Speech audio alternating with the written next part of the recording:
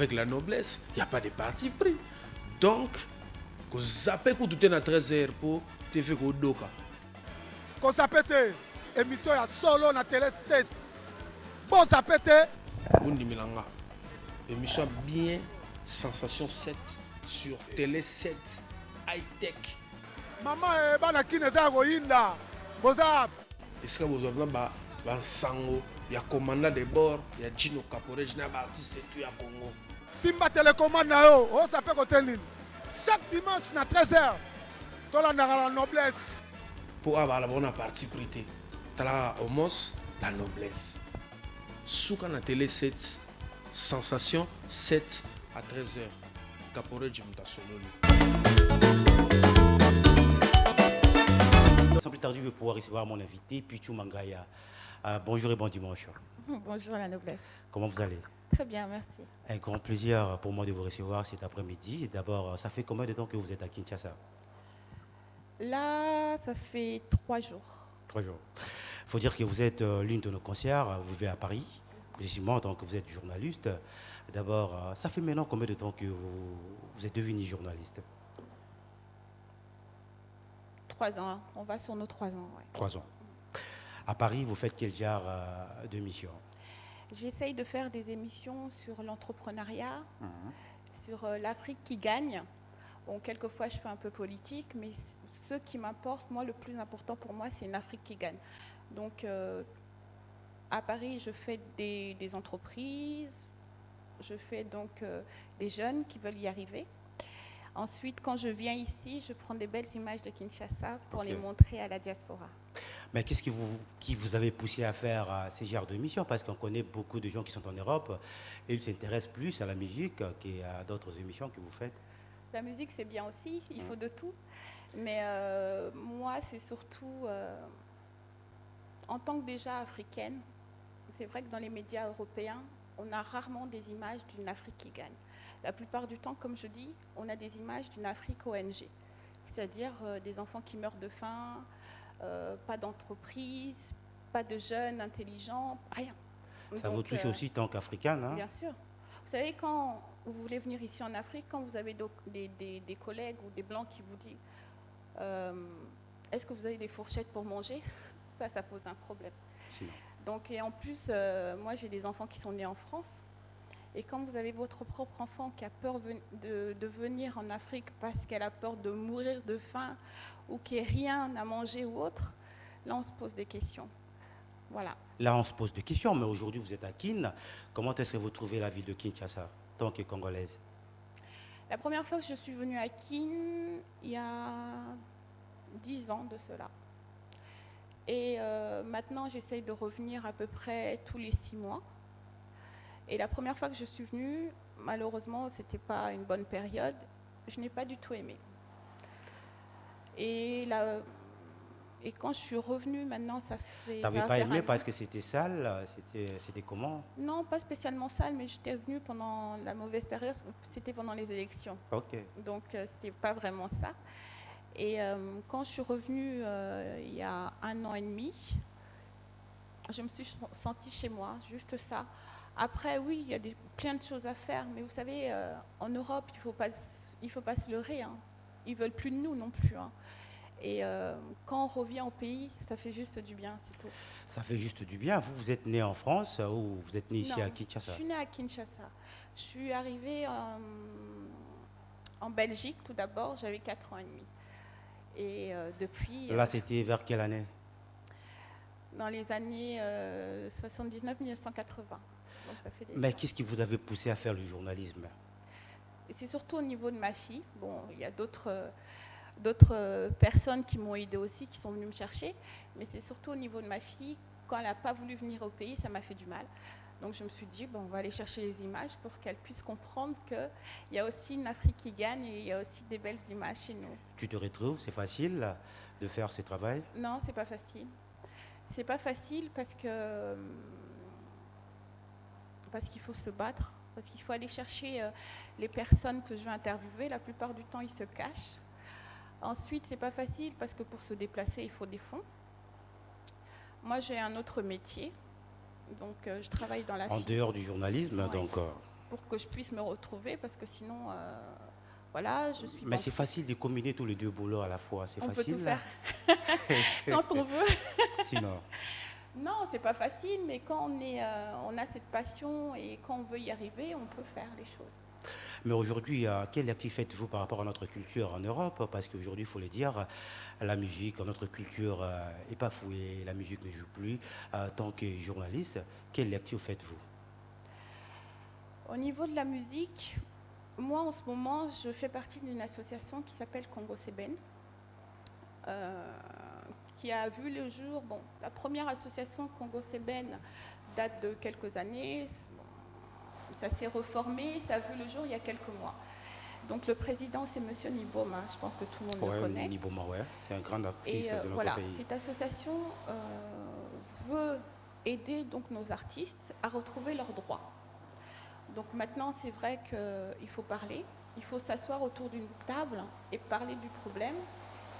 Et Asseoir autour d'une table avec les combattants, il faut, oui, ça c'est il faut. difficile parce que et apparemment ils attendent personne, hein.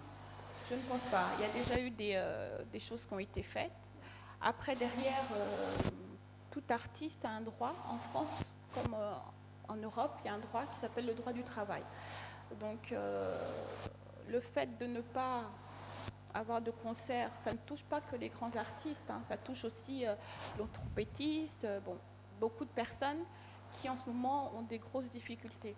Donc, cette association est là pour les aider. Et en même temps aussi pour se battre pour établir, et il y a des choses qui sont en bonne voie.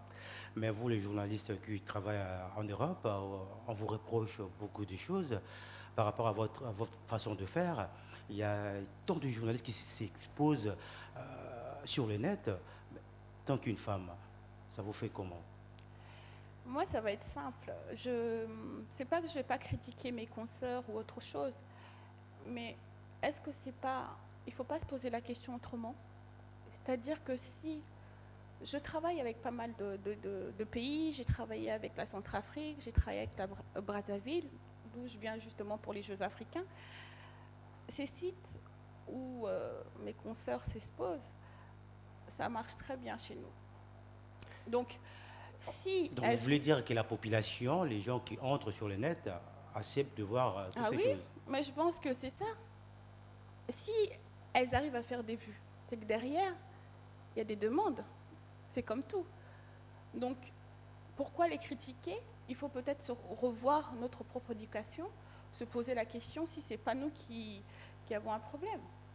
Vous ne voyez pas que c'est un danger pour notre pays parce qu'il y a des étrangers qui arrivent à critiquer notre pays par rapport à tout ce qu'ils voient sur le net? Oui, je suis d'accord.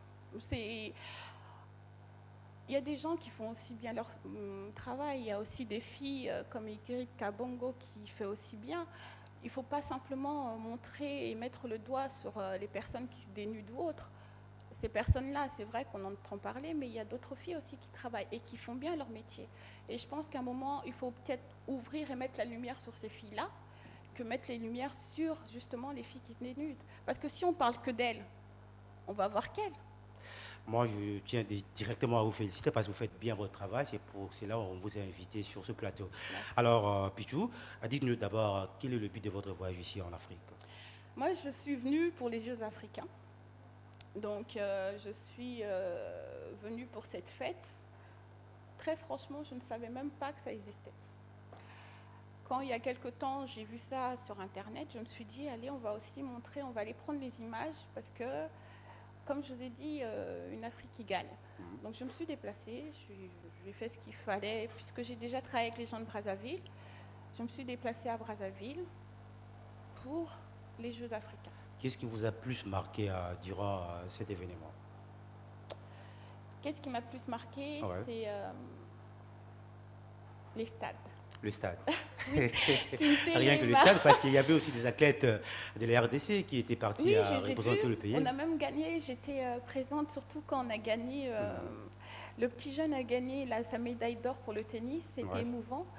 C'était à partir de rien, ces jeunes arrivent à faire le maximum. Et j'espère que par rapport à tous ces jeux, par rapport à tous ces athlètes, à un moment, il faut qu'on comprenne aussi que le sport, c'est important.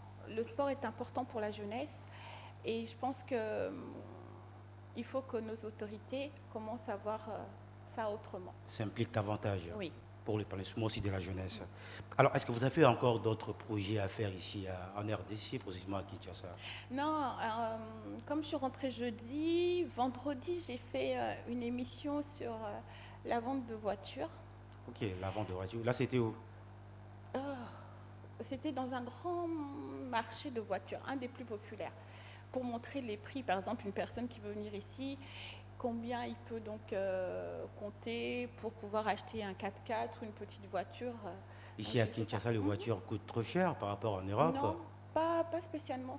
En regardant bien, c'est vrai qu'on peut avoir des bons prix en Europe, mais en regardant bien avec tous les frais, les ennuis qu'on peut avoir pour les faire venir ici, on peut trouver quelque chose de bien quand même, des bons prix ici. Et ensuite, je suis partie aussi à un marché de meubles. Ok.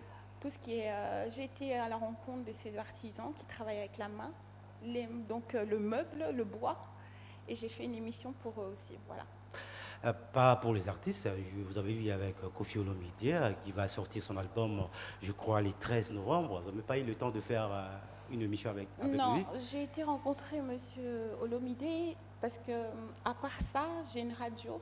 Ok, à Paris. À Paris, une radio qui s'appelle, je suis directrice d'une radio qui s'appelle Seben Radio. Seben Radio, ok. Donc c'est une radio qu'on peut avoir aussi sur Internet. C'est une radio africaine qui est là pour parler des jeunes qu'on ne voit pas non plus ailleurs, parce qu'il y a pas mal d'artistes aussi qu'on ne voit pas, surtout en Europe. Il n'y a pas beaucoup de chaînes africaines, donc on est là pour les mettre en avant.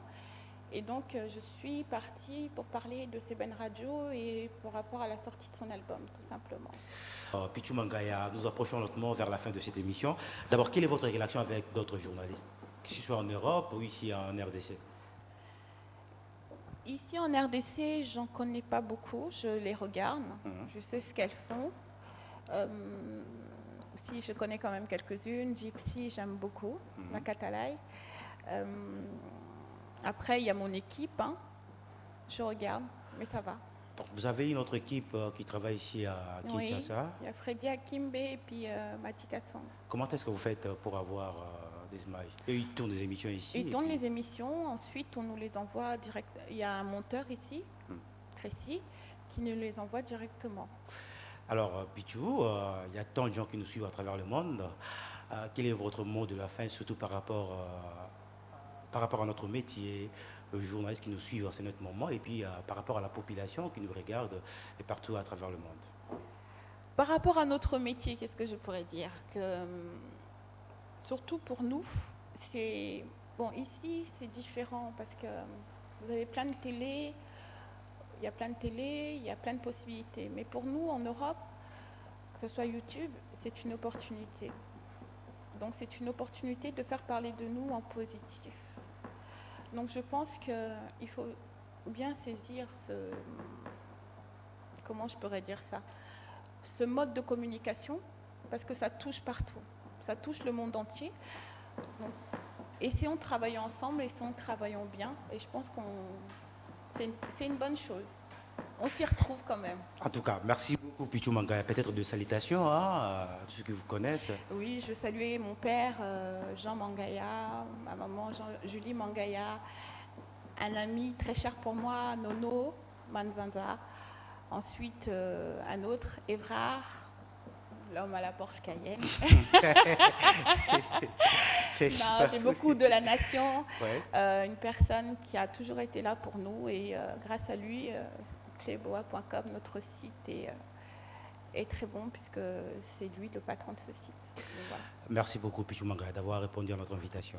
Merci à vous aussi. Merci. Donc moi j'en profite à travers cette émission pour saluer aussi à Dani Bokombe et pourquoi pas à Didier Masuki, avis du public, et ainsi qu'à la grande famille Osakano depuis London, Patricia, Nénette, Omar Osakano et Michio Osakano, sans oublier ma tante Astrid en provenance de Paris. On est arrivé à la fin de cette émission. Merci beaucoup à la grande équipe qui nous a tenu compagnie. André Ndjeka, Onata Teleke Mafumbe, directeur technique, Papa Jean Mouakadi qui est assuré du coup de la réalisation, Idi Kassamba. Et moi, je m'appelle Amos Baïnamati, la noblesse dans les sangs. On se retrouve prochainement. Bye. Big up. Avec la noblesse, il n'y a pas de parti pris. Donc, que zappé tout est à 13h pour te faire au doka. kozape te émission ya solo na télé 7 bozape te Bundi Milanga. Émission bien Sensation 7 sur Télé 7 high-tech. mama ebana kini eza ya koyinda boza Est-ce que vous avez un sango, il y a commandant de bord, il y a Gino Caporé, il y a un artiste tout à Congo. simba télécommande na yo ozape kote nini chaque dimanche na 13h tolandaka la noblesse Pour avoir la bonne partie prité, tu as au moins la noblesse. Souka na Télé 7, Sensation 7 à 13h. Caporé Jimta Sololo.